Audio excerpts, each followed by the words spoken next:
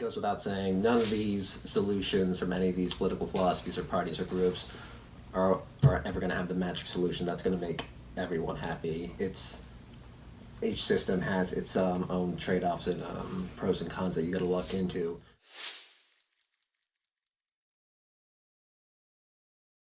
The only thing that we probably needed to do was just run down to Washington, get those guys out of power with our pitchforks and torches, and just burn the whole thing to the ground. Conservatives and Democrats are pushing us to war with Russia, pushing us towards World War III. With her beef with Russia and pushing us closer towards World War III. That leads us directly into war with Russia because they're there on Syria's behalf.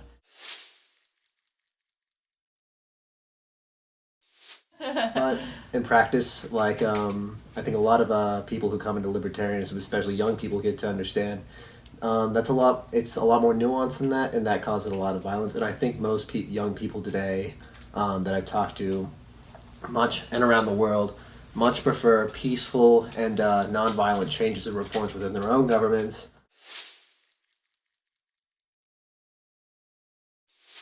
There was a report put out by The Intercept, Glenn Greenwald's website, on drones. They leaked some documents and did some investigative journalism and found something only 10% of the people killed by drones, if that, are its intended targets.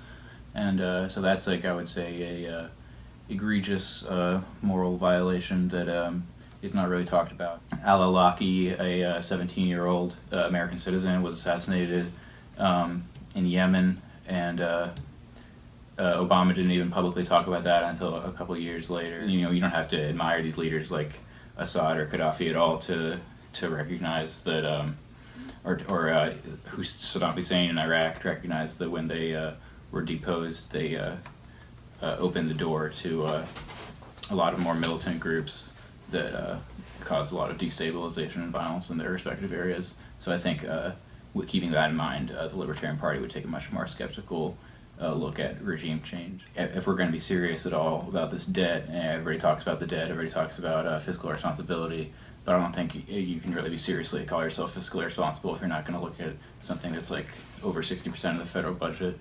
And I don't think that we see any skepticism like that from the two major parties, so I think that's why it's so important to have a critical third voice questioning that as the consensus.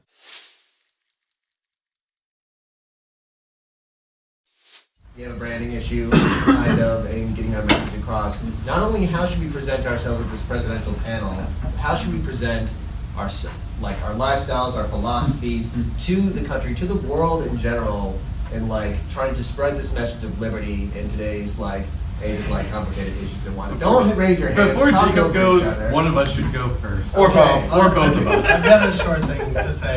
I think one thing that we should really focus on is why does the libertarian philosophy care about poor people? Because I think that's what we're going to be talking about. Poor people, the environment. People who come into this debate with their predisposition all have their stereotypes of what the libertarians are going to be, right? So the Republicans are going to see us as pot-smoking Republicans. You need to convince, pot-smoking Republicans is the term they use, tinfoil hat Republicans, conspiracy theorists, people who they would be Republicans but they like homosexuality and they like weed and things like that. Truly libertarians. Yeah. It goes far beyond just this, I happen to have this party association. I want to build a philosophy that is consistent, that works. A lot of people think, you just got to get the right people in power. It's not the power that's the problem, it's the people. It's the rich and the landowners, the nobility, whatever you want to call them throughout history. It doesn't matter who holds the ring of power. It's just, you got to toss it in the fires of Mount Doom.